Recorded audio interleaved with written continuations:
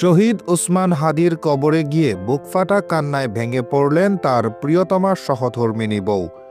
আজ কবরস্থানে বাতাসটাও যেন ভারী। নীরবতা ভেঙে শুধু শোনা যায় এক নারীর বুকফাটা কান্না। শহীদ ওসমান হাদীর কবরের পাশে দাঁড়িয়ে আজ আর কোনো শক্তি ধরে রাখতে পারলেন না তার সহধর্মিণী।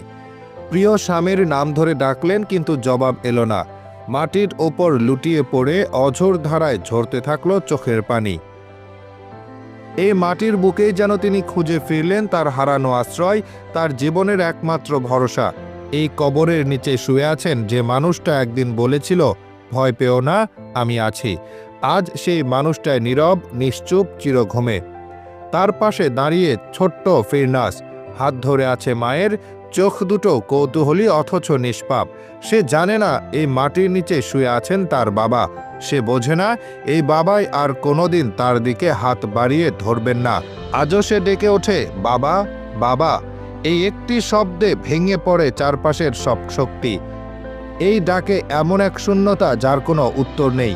একটি শিশুর ডাকে যখন কেউ সাড়া দেয় না, তখন সেই নীরবতা সবচেয়ে ভয়ঙ্কর হয়ে ওঠে। মা জানেন, একদিন তাকে এই শিশুটিকেই বলতে হবে, তোমার বাবা আর ফিরবে না। কিন্তু আজ নয়, আজ তার সেই শক্তিটুকুও নেই। তিনি শুধু ছেলেকে বুকে চেপে ধরে বলেন, তোমার বাবার জন্য দোয়া করো, আর নিজে ভেঙে পড়েন আবার। এই বিচ্ছেদ সইবার শক্তি আজ তার নেই। এক বুক শূন্যতা নিয়ে তার আর্তনাদ কবরস্থানের বাতাস ভারী করে তোলে। চোখ বন্ধ করে তিনি যেন ভাবেন, এই তো কিছুদিন আগেও এই মানুষটাই ছিল তার পুরো পৃথিবী। আজ সেই পৃথিবীটাই মাটির নিচে। ফিরনাস জানে না বাবা হারানোর বেদনা কত গভীর। সে জানে না এই ক্ষত সারা জীবন বয়ে বেড়াতে হবে। সে জানে না তার শৈশবের অনেক প্রশ্নের উত্তর কখনো মিলবে না। কিন্তু আমরা জানি, এই একটি নিষ্পাপ মুখের ভেতর লুকিয়ে আছে একটি অপূর্ণ শৈশব, একটি না বলা কষ্ট, একটি আজীবনের শূন্যতা।